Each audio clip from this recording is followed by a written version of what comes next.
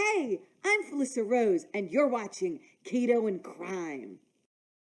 Yes, renewable energy. It is the hope of the future, and I think something that's very viable in the future. It's going to take years and years to transition so that no one gets caught up in the miscues between transitioning off fossil fuels and green energy, but I am hopeful for the future. I'm kind of in the middle on that. Yes, we need to do it, but also it's going to take some time so that no one starves or civilization doesn't crumble because of it. But in any case, you would think that anything involving renewable energy would be positive, and it is, in theory. But it also, with governments pushing programs to bring in green energy, there's also been some scandals, and that's what we're going to look at today, where with the use of green energy and some simple spreadsheet issues, somebody was able to defraud the government out of millions and got caught because he liked cars. Yes, believe it or not, he got caught because he liked cars. So let's check out the green energy scam on a Keto and Crime Classic. Let's do it.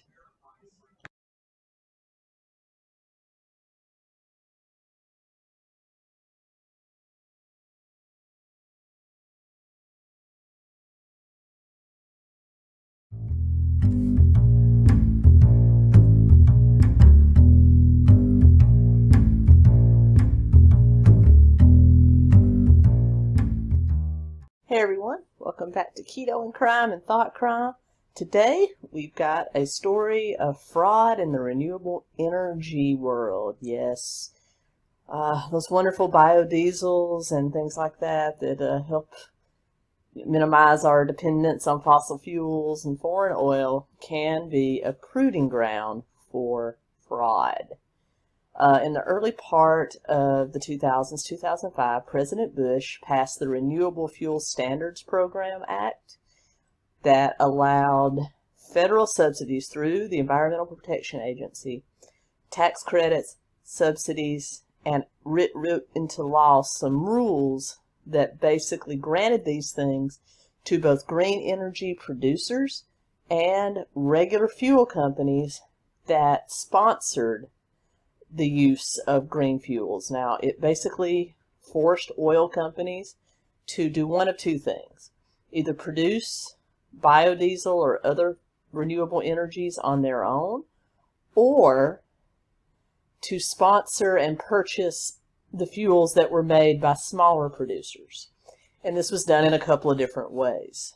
And as a result, you had a lot of companies looking to buy these things instead of producing them, because it's a lot cheaper to buy it than to produce it because of all the manpower it takes. Now, biodiesel, the biodiesel we're talking about is historically made from agricultural products. So corn, soybeans, they can take the worst lots and kind of grind them down to make fuel. Also, it can recycle things like cooking grease from restaurants and turn it into a usable form of fuel. Think of, the 𝗍𝗍𝗽 fuel and things like that along those lines. And so the mechanisms needed to create this type of biodiesel are very intricate and very complicated. It would take like a fuel company, oil company can't just do it in their normal production facilities or refinery facilities. They would have to build specialized places to do this. So in turn, it turns out to be a lot cheaper just to buy this biofuel and get it into circulation from other smaller producers that are already doing it. So you had these producers that are, jumping up and starting to create this biofuel. But as it always does, it also creates a supply chain.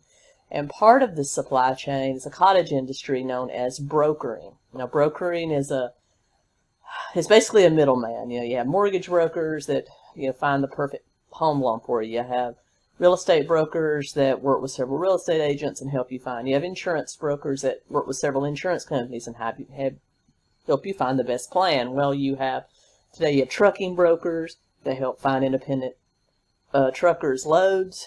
And for this industry, you had energy brokers that helped the fuel companies fulfill their obligation to the new law by finding them smaller producers and helping them purchase their biodiesel. Basically, they were purchasing credits from these producers to help them continue to produce biodiesel as a form of social responsibility. So you had these brokers that popped up, and along with that, you have a lot of opportunists. The years 2009 to 2012, you had two really large cases that came before federal judges about abuses of this system. One we're going to cover today happened in Maryland. Another one happened in New Jersey, and the one in New Jersey was much bigger. And if you want to hear more about it, let me know down below. I'll be happy to do a episode on it. But it involved Caravan Trading, which was one of these energy brokers that supposedly was buying up the raw product to make this biodiesel.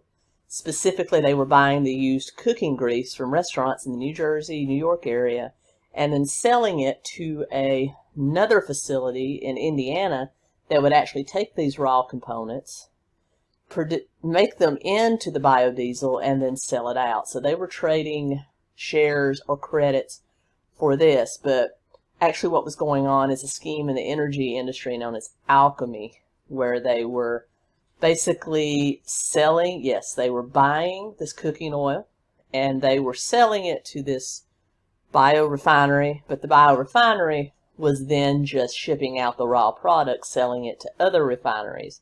So they were basically just marking it up and reselling it to other producers, and they were making, 50 cents to $1 on the credit for it. And that ended up being a $50 million scheme when it was all said and done. And then you had the one we're going to talk about that took place in Maryland. That was even though it was much smaller, it culminated in $9 million worth of fraud, but it was a lot more interesting because it was literally a one-man show. So let's get into it. 𝗏𝗏𝗫𝗿, we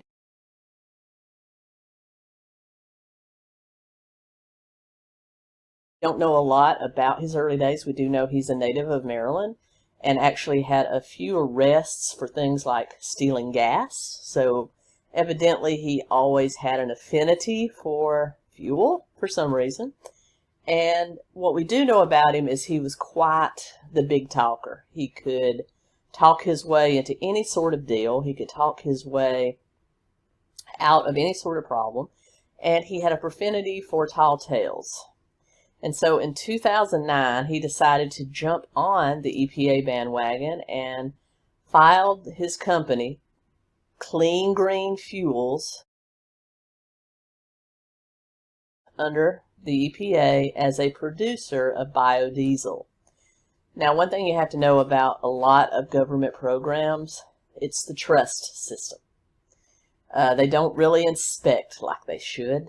I know I used to work in the poultry processing industry back when I was a teenager, and we had USD inspectors that would come through, but not EPA inspectors, because even then EPA was around to make sure we weren't dumping waste where we shouldn't. So we only saw them and 𝗟𝗏 once in a blue moon. So EPA the same here. When a person applied, they did a fundamental check, like checking out the addresses, their criminal history, that sort of thing, which I don't understand. The guy had already been arrested for trying to steal gas.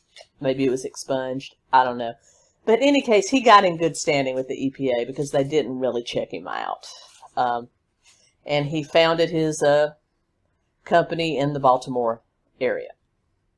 Now, he did actually buy rent a small office building in downtown in downtown Baltimore, in a little strip mall, and he actually employed about 8 or 9 people in this office, so it looked like, corporate headquarters of a fuel company. So he did have that going for him.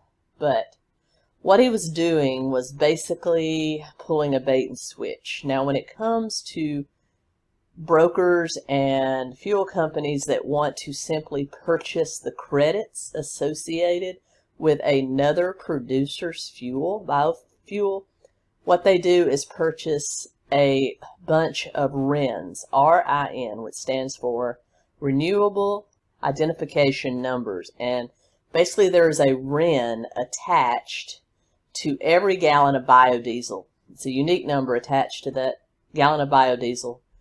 And that shows that that gallon was actually produced. Now there's two types. There's basically the attached and the unattached varieties. The attached actually are sent out in a manifest with the biodiesel, showing the gallons of biodiesel that are associated with those numbers in that batch. And if a biodiesel broker is buying for a actual business that uses the biodiesel, this is what they would do. They would buy not only the biodiesel, but they would also buy the credits or the numbers associated with those, and they would go together so that they get the benefit on each side. But there are a lot of oil companies that work through brokers that simply buy the numbers to show that they funded or helped to fund the production of a lot of biodiesel, of a batch of biodiesel. And still, you have about 1 Rand per 1 to 1.5 gallons of biodiesel. So every number, and these were 16 to 24 digit numbers that were unique and represented 1 to 1.5 gallons of biodiesel. And so this is the business that Mr. �𝗿𝗍 got into in March of 2009 when he filed his company with the EPA. He basically got into the business of producing RINs, but not the associated biodiesels. He never had a plant, he never had a refinery of any sort. He simply produced these numbers and sold them to brokers, who then turned around and sold them to energy producers or the energy companies that were required to buy biodiesel or fund biodiesel in some way, shape, or form. How did he do this? With a simple spreadsheet program. He would basically generate the numbers, and he used a spreadsheet program to generate basically spreadsheet after spreadsheet of these random numbers, and then he would sell those as low as 12 cents a RIN or a number, up to 50 cents a number. And if you're producing hundreds of thousands, you can get into some money there. Just think about it. And it's very easy to do. Hey everyone, I wanted to just kind of demonstrate how easy it was for Mr. �𝗿𝗍 to deceive the federal government by just mass producing RINs. So here I've got a basic Excel spreadsheet open, and what I've done here is just typed in a basic long string of numbers. They could be any length numbers. I believe the RINs were between 16 and 24 digits, but I've done a slightly shorter one here. So I just typed this in, just typed it in. And then here under the second one, I did a simple formula, which was basically adding 1 to whatever number is in A1. So that's the basic formula I put in 2, which generated another number, just adding 1 to it.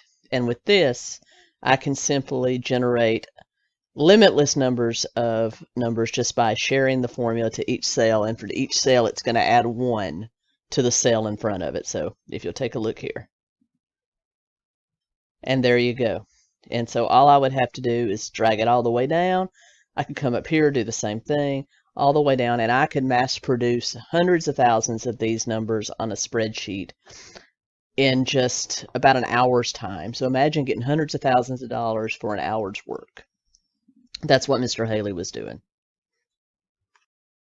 All right.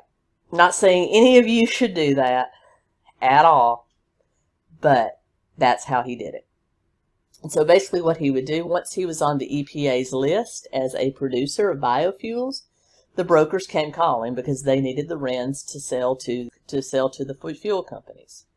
And basically they would just call him up, they would negotiate on a price, he would tell them how many RINs, now remember each one of these should have a gallon to 1.5 gallons of biodiesel attached to them. He would tell them how much he was producing, and they would agree on a price. He would send RINs on spreadsheets, and he would send the spreadsheets to the broker, who would turn around and sell them to the fuel companies, who would then pay Mr. �𝗿𝗍𝗍. And that's how he did it. Now, the EPA was of the opinion that the brokers or the fuel companies should do the inspecting to make sure they're actually buying biofuel and that it's a reputable, conscientious company. Whereas the private companies and the brokerages are of the opinions that EPA should be doing that. So you can imagine nothing ever got done. So Basically, he went on for several years, 2.5 years that we know about, selling these RINs. And he was selling millions of RINs, which means each year he was producing, if he was actually producing biofuel, he was producing enough RINs that would show him as the number 3 producer of biofuel in the United States. That's how many of these numbers he was cranking out per year. Now, occasionally a broker would get antsy about it, and they would want to know the address of his factory. He's actually been caught on phone actually admitting he doesn't know the address of his own factory, and he would have to call them back. What's the address of the plant? Good question. I don't know myself. Shoot, it's 7500 some Pulaski Highway. But I honestly, I don't know it myself. I know that's bad. I know my corporate address. I don't know that address. Well, let me call you back. I'll get it for you. Okay. Okay? Yep. Give me a call back. He also, when pressed for pictures of his production facility, would actually just download pictures from the internet and send those to the brokers. And for a long time, that bought him the time he needed.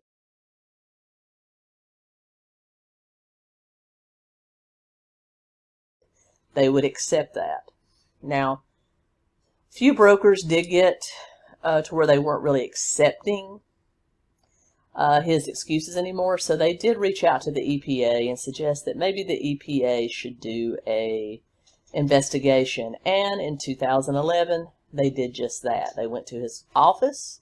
They asked for a tour of his facility. He first took them to the heart of Baltimore's fuel industry, which there's a lot of fuel companies there, and said that his production facility was there, although he couldn't take them to the building.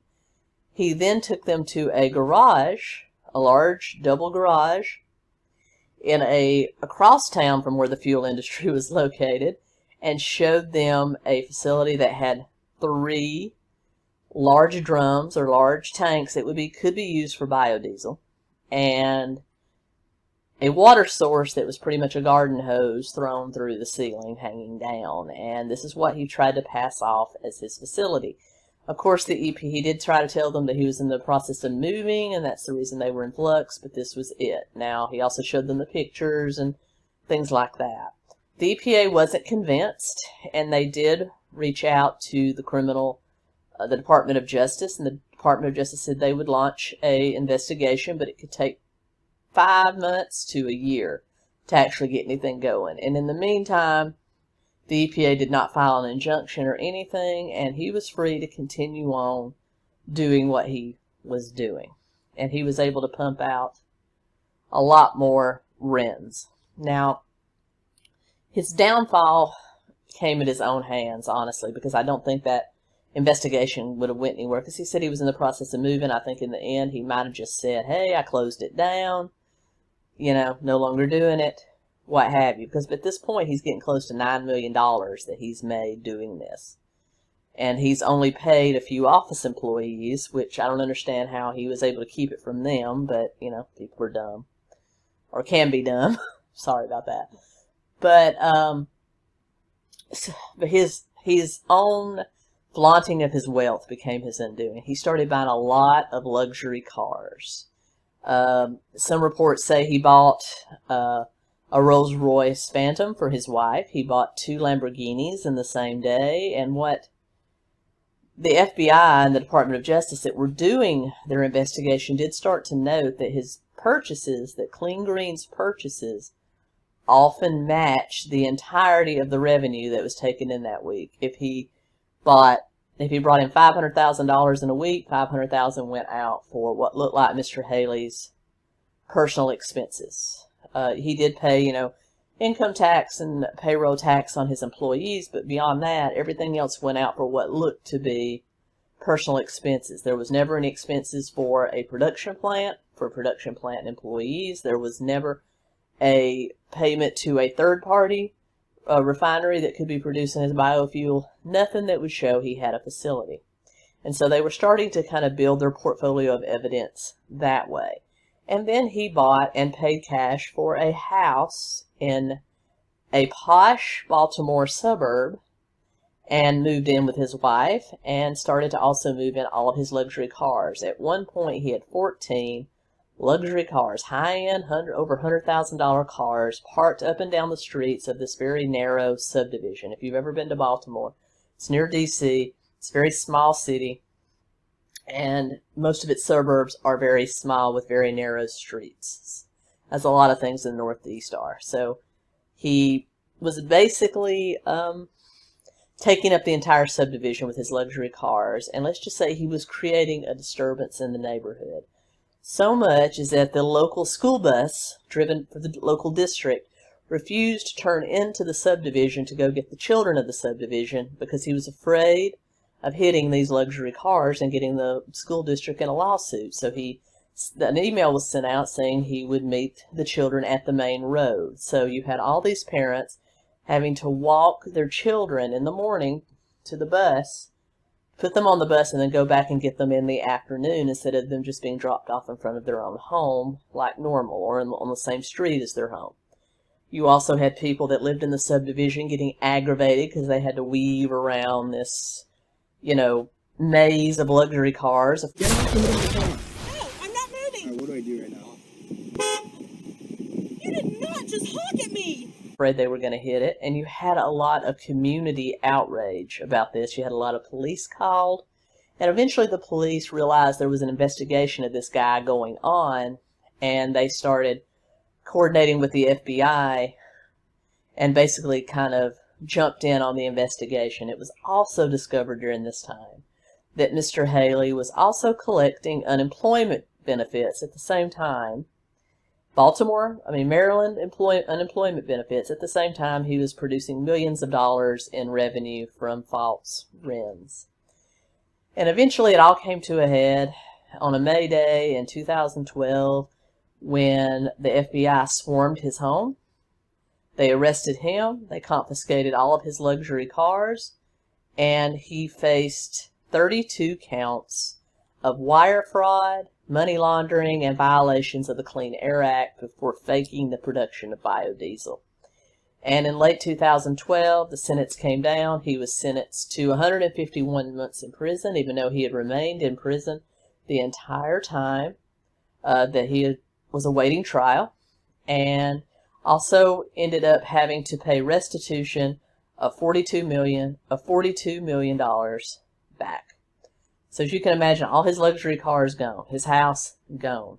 He was in prison for 12 years and will probably never earn much over minimum wage the rest of his life once the settlement takes him, because they're going to either garnish his wages or he's going to end up filing bankruptcy. And there you go. But such was the end of the clean green fuels racket, which to me was amazing. He was able to get away with it for so long, just selling literally spreadsheets full of numbers to brokers, and no one checked it out. There have been huge changes to the EPA, how they judge biodiesel producers, and so everyone is inspected. They also have a online verification system for proving that a RIN is actually attached to a gallon of biofuel. So things aren't exactly as easily manipulated as they once were, which is why he got away with it and the people at Caravan Traders got away with it for so long. But that's the end of this case. That's the story. What do you think? Whose fault do you think this is? Is it his? Is it the government? Is it everybody's? Is it the brokers? Is it the fuel companies for not more closely investigating? Tell me what you think down below. Also, if you would like to support the channel, links are below. I'll be back soon. My friend Michelle and I will be tackling the Spanish flu outbreak of 1918. I think it's very fitting, considering what we're going through. We'll be tackling that as a episode of my mystery history stories. So check back for that. Be back real soon. Till next time, 𝗙𝗂𝗀𝗏.